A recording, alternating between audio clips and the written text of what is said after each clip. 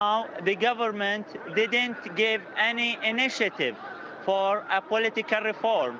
If you go to the all statements of the government of the prince, until now he didn't say that he accepts the concept of moving forward for an elected government, for a constitutional monarchy.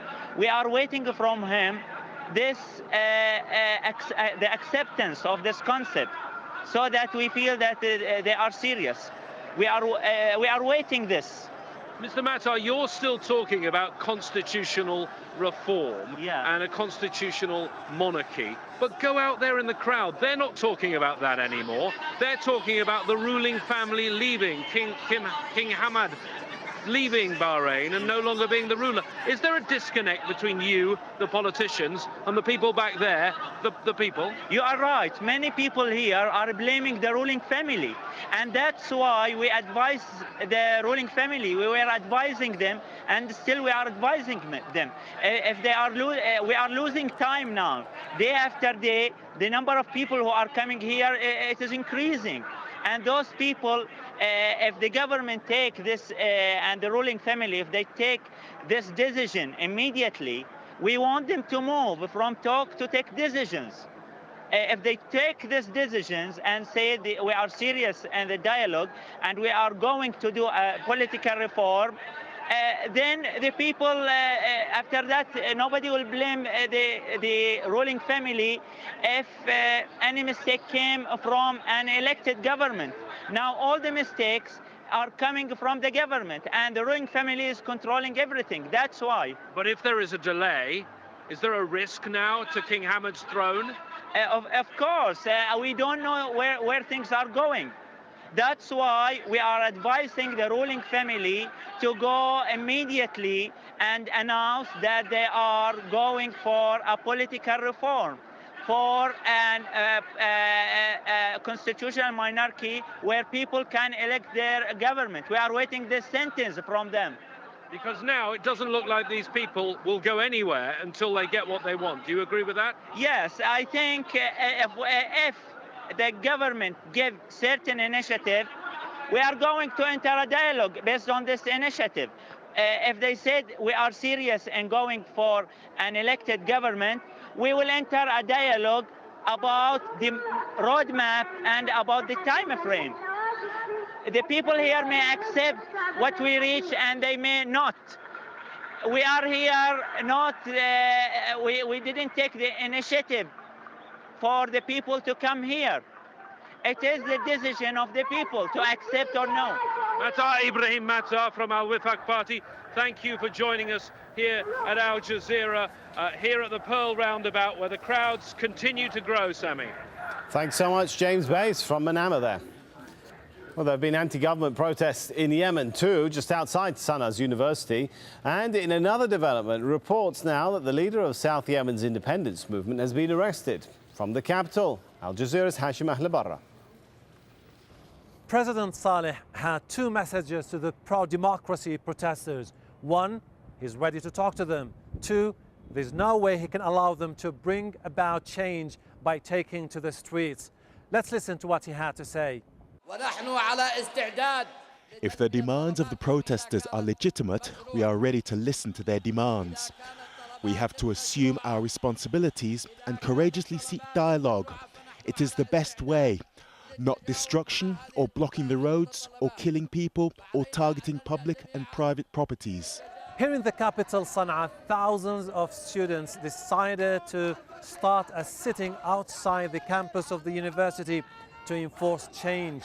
In the city of Taiz, which has become the epicenter of the pro-democracy movement, thousands are converging on the main streets to build up more momentum for their demands for President Saleh to go. In the city of Aden, a senior member of the secessionist movement has been arrested. Pro-independence calls are considered a red line here in the capital, Sana'a. The government has been saying over the last few days that calls for independence in the south won't be tolerated.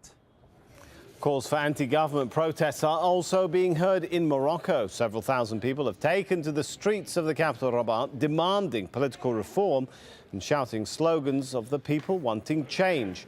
The demonstrations are being largely organised online using promotional videos such as this one.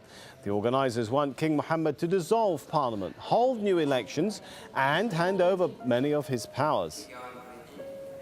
Well, Oman has increased the minimum wage for private sector workers by 43%. The country's official news agency reported the new minimum monthly salary will now be $520. It's widely seen as the government's response to a wave of pro-reform protests in the region. The nation's prices increased at their fastest pace in 4 months during December. Iranian state television news has issued a warning against opposition rallies due to be held on Sunday. Opposition groups are urging their supporters to return to the streets to mark a week since the deaths of 2 people killed in protests in the capital. Messages posted on social media site Twitter say internet access has been restricted in Iran and there's a heavy police presence in the capital. Suez Canal officials are denying reports that 2 Iranian naval ships have sailed through the waterway. This despite claims by Iranian state TV that they've already passed through and are on their way to Syria. Well, Israel's Prime Minister Benjamin Netanyahu says it's an attempt by Iran to broaden its regional influence. We can just see how unstable a region we live in, a region where Iran attempts to take advantage of the current situation to advance its influence by passing through the Suez Canal 2 war vessels. Israel sees the Iranian step as dangerous.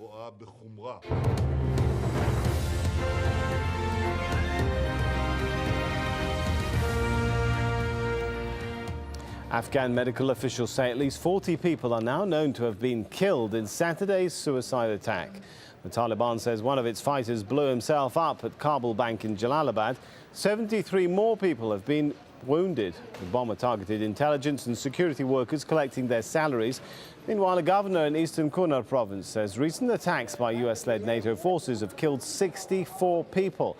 Among the casualties, 20 women and 29 children. Dozens more are wounded and are being treated in hospital in Asadabad. NATO says it's investigating reports that 7 civilians were injured in those military operations.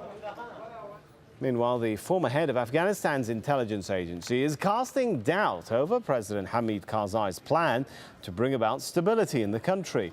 Speaking to AlJazeera, Amrullah Saleh says President Karzai is making secret deals with the Taliban.